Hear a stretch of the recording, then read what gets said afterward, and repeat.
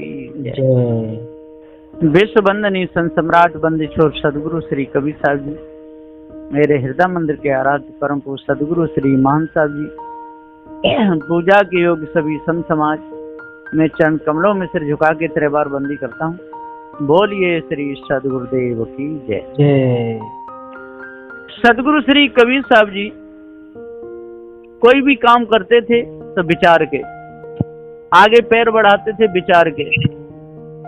और जो लोग कहते हैं कि सदगुरु श्री कबीर साहब फलाने मठ में पहुंचे, वहां पर ऐसा किया वैसा किया, ये सब बेकार की बातें।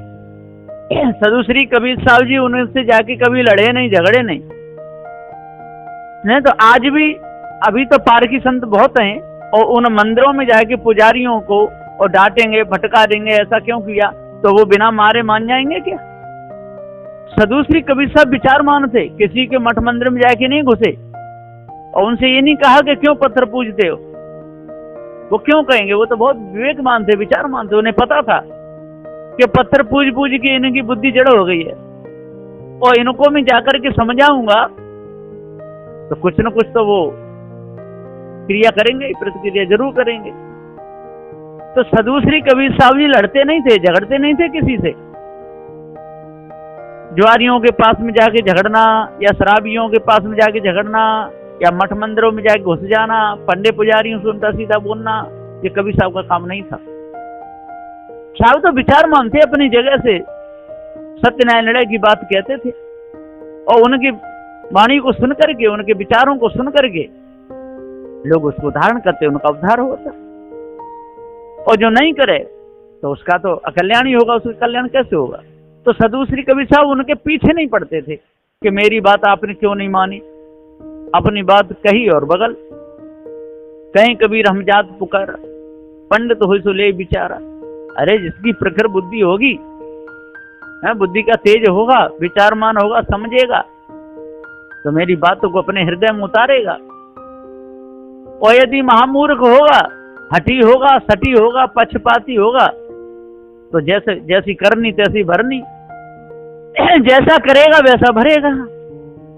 तो सदगुरु श्री कबीर साहब बहुत विचार से काम लेते थे और अच्छे विद्वान संत थे, पवित्र उनका हृदय था, जड़ चेतन का उनको ज्ञान था। कबीर साहब ने कभी नहीं कहा कि आप जड़ की पूजा करो। हाँ, जड़ से काम लो, खूब काम लो। पानी जड़ है, खूब पियो, नहाओ, कपड़े धो। पृथ्वी जड़ है, खूब मकान बनाओ, पृथ्वी से काम लो। तो पृथ्वी से भी काम लो, जल से काम लो, अग्नि से काम लो।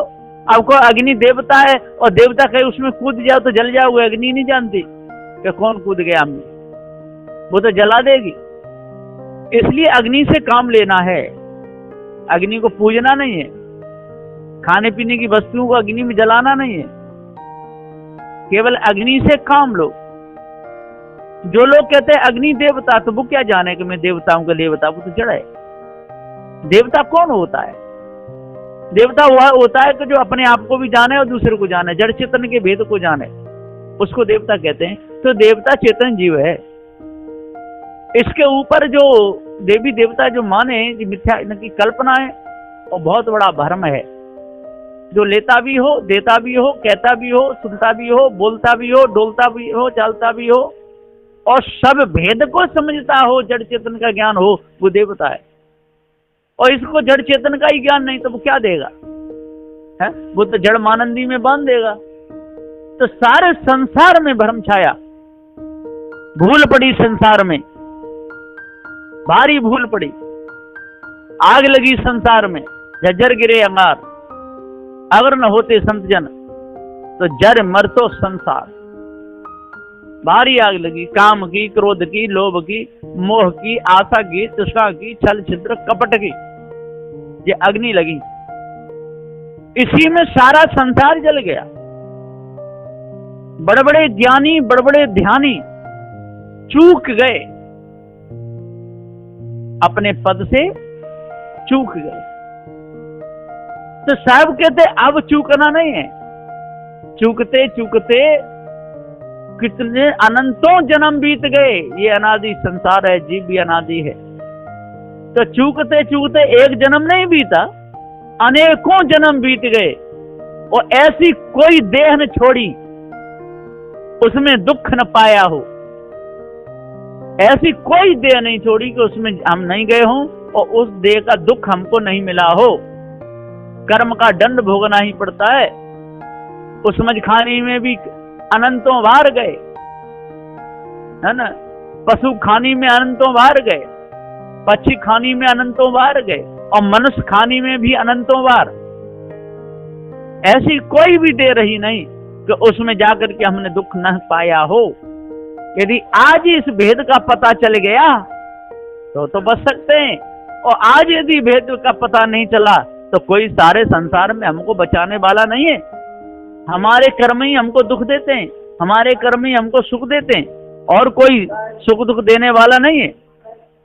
सुख दुख का दाता और कोई है नहीं। सारे संसार में कोई भी सुख दुख का दाता नहीं है। सुख दुख का दाता है तो हमको ये जीव ही सुख देता है और जीव ही दुख देता है। अपने आप का ज्ञान हो गया तो जड़ चेतन का भेद बताएगा, अपने आप का ज्ञान नहीं हुआ तो इस ब्रह्म परमात्मा की कल्पना में फंसाएगा, है ना। तो किसी को भ्रम में फंसाता है तो ये जीव ही फंसाता है, और किसी को भ्रम से निकालता है तो जीव ही निकालता है, और देवी देवताओं की कल्पना करता है तो ये जीव ही करता है। ये तंत्र मंत्र जादू टोना में फंसता है तो ये जीव ही फंसता है। फंसने और फंसाने का काम ये जीव ही करता है। और जब इसको पता चल जाता है कि मैं जीव अजर अमर अखंड हूं, मेरे ऊपर कोई ईश ब्रह्म परमात्मा नहीं है, और मैं एक ही नहीं, एक का यहाँ कोई काम नहीं, जीव अनेक हैं। यदि एक ही जीव होता तो सबका एक जैसा ज्ञान होता। इसलिए ज्ञान गुण से सब एक, लेकिन गिनती से सारे अलग अलग हैं। सबके कर्म संस्कार अलग अलग है। जैसे कर्म करेगा तैसा फल पाएगा। जैसे गेहूं है, गेहूं के दाने अनेक हैं, इसी प्रकार से जीव नाम है और जीव अनेक हैं, और उनके गुण ज्ञान गुण सबका एक है। और यदि और कर्म के अनुसार सबकी भिन्न भिन्न वृत्तियां शरीर के अनुसार, तो चेतन जीव अजर अमर अखंड होते हुए अनेक हैं, एक नहीं। एक शरीर में एक जीव का वासा होता है। अब लोगों को भ्रम हो जाता है कि पेट में कीड़े पड़ जाते हैं, वो उसमें खाने के होते हैं, वो अलग से शरीर धारण करते हैं, है ना। कोई घाव हो जाता है, पैर सड़ जाता है, उसमें कीड़े पड़ जाते हैं, तो वो अलग से पड़ते हैं, अलग से उनका कर्म संस्कार अलग है। कर्मों का जो इस शरीर को चला रहा है वो जीव एक ही है, और जीव के ऊपर कोई ईश नहीं है, कोई ब्रह्म नहीं, कोई परमात्मा नहीं। जो ईश ब्रह्म आत्म परमात्मा की जो कल्पना की है ये मिथ्या भ्रम है। इस भ्रम को जब तक हम अपने अंदर से नहीं निकालेंगे और तब तक हमारा अंतःकरण निर्मल नहीं होगा। अंतःकरण को निर्मल करने के लिए, पवित्र भाव बनाने के लिए, जड़ चेतन के भेद को जानने के लिए हमको सभी प्रकार की मानंदी को हटाना पड़ेगा। और जिस समय मानंदी सारी हट जाएगी तो मानंदी करने वाला अविनाशी चेतन जीव अकेला रह जाएगा। जिस प्रकार विषय विकार सारे हट जाएंगे तो विषय विकार में फंसने वाला ही चेतन जीव रह जाएगा। विषय विकार मिथ्या, जीव सत्य। भ्रम भूल कल्पना में फंसता है और भ्रम भूल कल्पना का गुलाम हो जाता है, और जब भ्रम भूल कल्पना हटती है तो भ्रम भूल कल्पना मिथ्या और चेतन जीव सत्य। तो ये सत्य अविनाशी चेतन जीव है।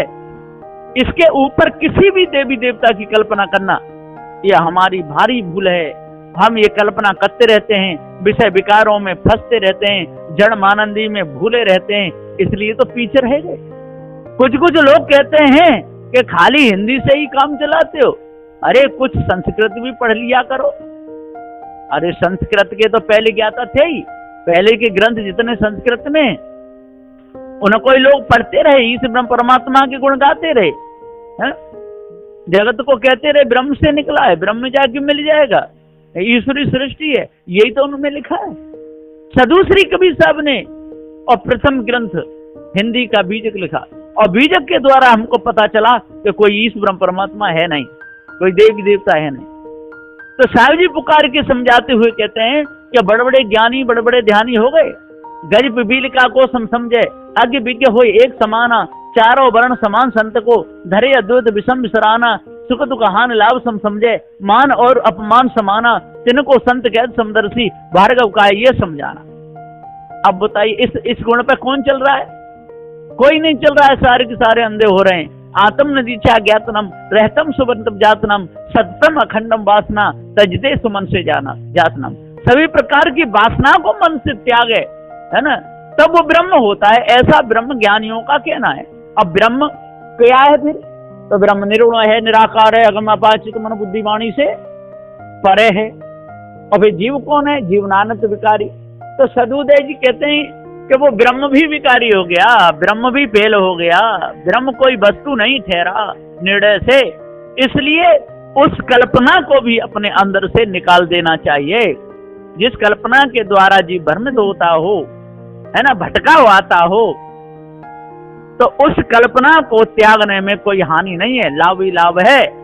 इसलिए से इस ब्रह्म आत्म परमात्मा की कल्पना को जड़ मूल से अपने अंदर से निकाल दो, दूर करो, पवित्र से बनाओ, आपको शुद्ध रखो।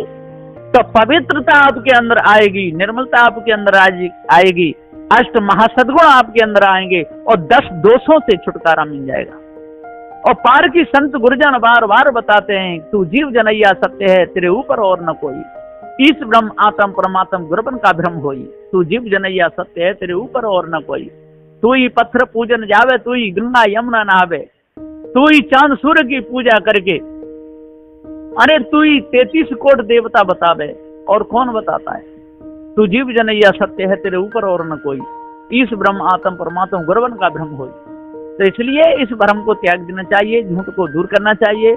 कबीर पंथ एक महापवित्र पंथ है, सदु श्री कबीर साहब का चलाया हुआ सिद्धांत पारक है, और जो भी पारक सिद्धांत के अनुसार चलेगा तो उसके अंदर से सारा भ्रम निकल जाएगा, सारी कल्पना निकल जाएगी, पवित्र उसका हृदय हो जाएगा, जड़ चेतन का ज्ञान हो जाएगा। फिर सपने में भी वो मोहमता आसक्ति, भ्रमभूल कल्पना और विषय वासना में नहीं फंसेगा।